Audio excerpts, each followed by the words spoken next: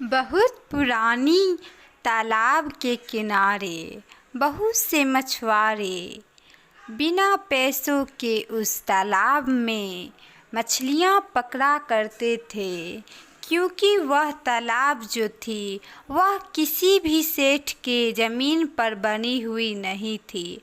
वह 10 वर्षों पुरानी तालाब थी, जहाँ में पहले के लोग मछलियाँ पकड़ते थे। उसी तालाब में एक रामू नाम का मछुआरा भी आता है मछलियाँ पकड़ने के लिए, और वह जाल लेकर आता है। उसी तालाब में एक बूढ़ी महिला भी मछलियाँ पकड़ने के लिए आती है, पर वह थक जाती है तो वह खड़ा वहाँ पे हो कर के देखने लगती है कि अरे कितनी सुंदर नज़ारा है यहाँ पे। अरे रामू, तुम भी मछलियाँ पकड़ने आ गए? हाँ अम्मा, क्या करे, यही तो काम है। अगर मछलियाँ ना पकड़ेंगे तो घर में भोजन कैसे चलेगा? यही तो रोज़गार है। मछलियाँ पकड़ता हूँ तो उसे बाज़ार में बेचता हूँ, उससे ही मेरा घर चलता है। तभी वह बुढ़िया बोलती है, अरे मेरा भी तो यही काम है। मैं भी तो मछलियाँ बेचते बेचते आज इतनी उम्र हो गई है, फिर भी मछलियाँ पकड़ना मेरा काम नहीं छूटा है। क्यों ही छूटे, आखिर मेहनत से ही तो सब कुछ आती है। मेहनत करना हमें कभी नहीं छोड़ना चाहिए। मेहनत से अगर पैसे आते हैं तो हमें मेहनत करना ही चाहिए। बैठे रहने से कुछ नहीं होता है रामू, तुम भी सही कर रहे हो। देखो, आज तुम्हारी मेहनत से एक गमले मछलियाँ तुमने पकड़ ली। और यह बात सुनते रामू की बातें ख़त्म हो जाती है और रामू मछलियाँ लेकर आगे की ओर चलने लगता है, और वह पहाड़ी रास्ते से अपने गांव की ओर लौटता है।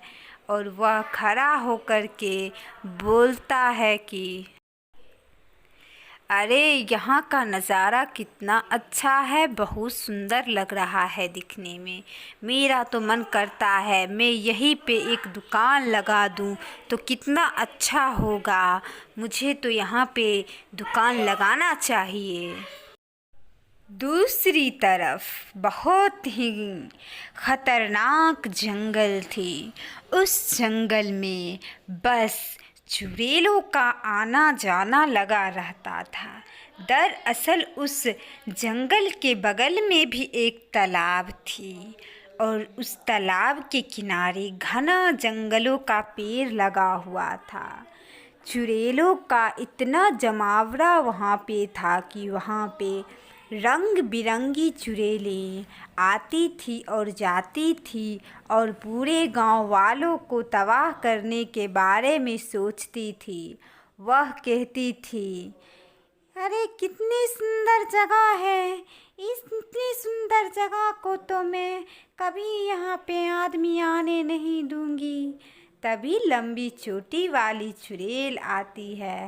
हे हे हे हे हे हे हे हे हे हे, कितनी सुंदर जगह है यहाँ पे तो गांव से अच्छा लग रहा है, लेकिन क्या किया जाए, मुझे तो बहुत जोरों की भूख लगी है और मुझे इंसानी मांस चाहिए।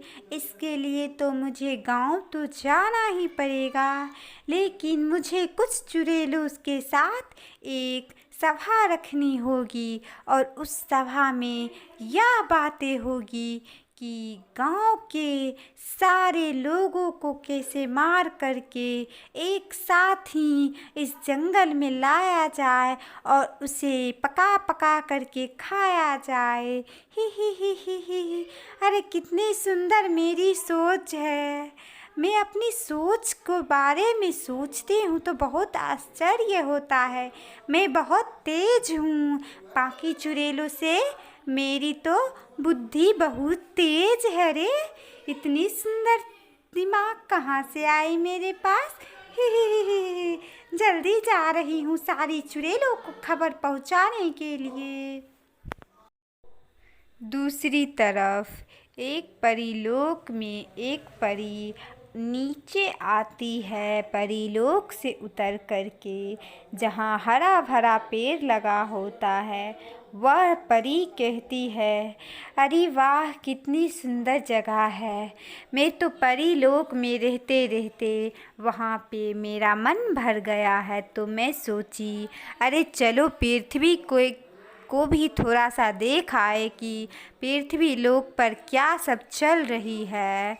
तभी उसे आभास होती है, अरे ये क्या, यहाँ पे तो मुझे कुछ नकारात्मक सी आभास हो रही है। इस पृथ्वी पर क्या होने वाली है जो मुझे इस तरह से आभास हो रही है। मुझे पृथ्वी के हर एक गली में जाकर के देखना पड़ेगा कि क्या सब हो रही है। मेरे पृथ्वी लोक के वासियों के साथ लगता है कि कुछ अनहोनी होने वाली है। मुझे जा कर के देखनी ही पड़ेगी कि आखिरकार यह क्या बात हो रही है। मुझे अपनी जादू से पता करना पड़ेगा। तभी वह परी उस जंगल में जाती है और उसे सारी घटना के बारे में पता चल जाती है।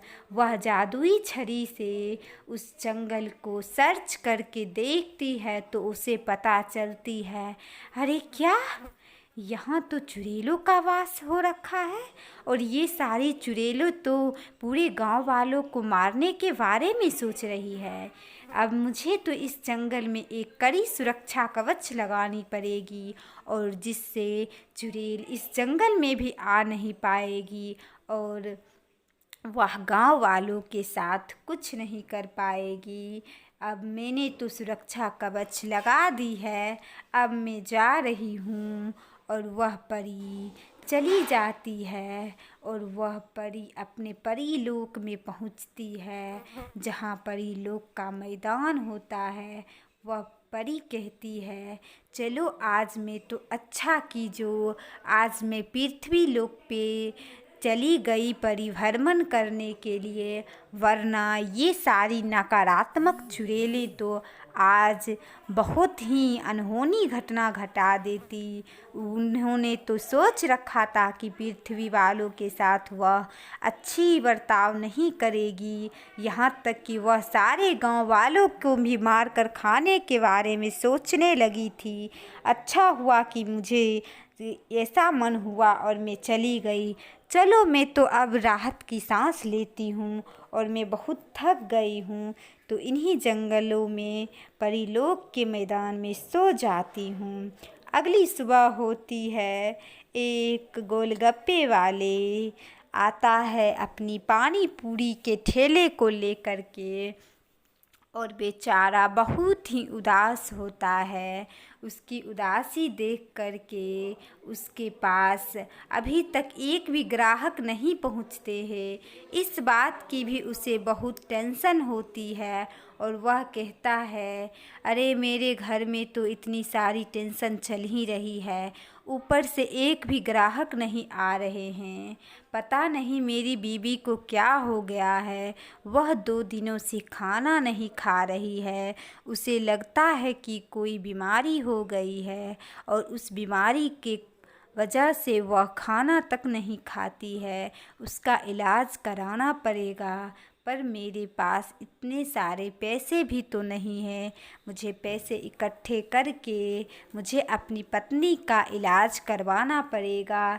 लेकिन ये क्या, अभी तक तो एक भी ग्राहक नहीं आया है पानी पूरी लेने के लिए।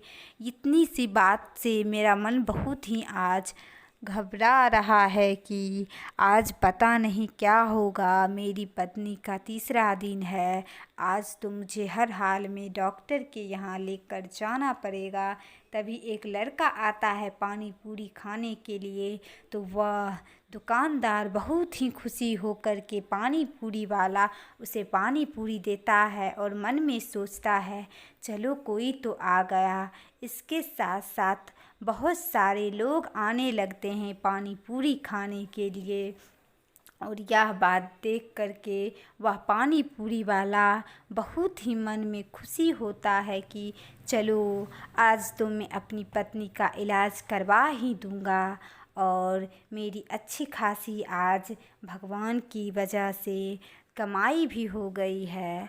तो मैं आज घर जाते ही अपनी पत्नी को लेकर के एक प्राइवेट सी अच्छे से हॉस्पिटल ले जाऊंगा, क्योंकि मेरी पत्नी रहती है तो मुझे बहुत अच्छा लगता है। वह बहुत अच्छी है, वह मेरी हर काम में मदद करती है। भगवान करे इतनी अच्छी पत्नी मुझे हर बार मिले। इसके लिए मुझे जितनी मेहनत करनी पड़ेगी मैं करूँगा, लेकिन मैं अपनी पत्नी का इलाज तो करवा के रहूँगा। और वह पैसे जोड़ करके इकट्ठे कर लेता है और वह कहता है कि चलो आज का टेंशन तो हट गया। और वह अचानक से बेहोश हो जाता है और तपती धूप के वजह से वह गोलगप्पे वाला बेहोश की हालत में हो जाता है।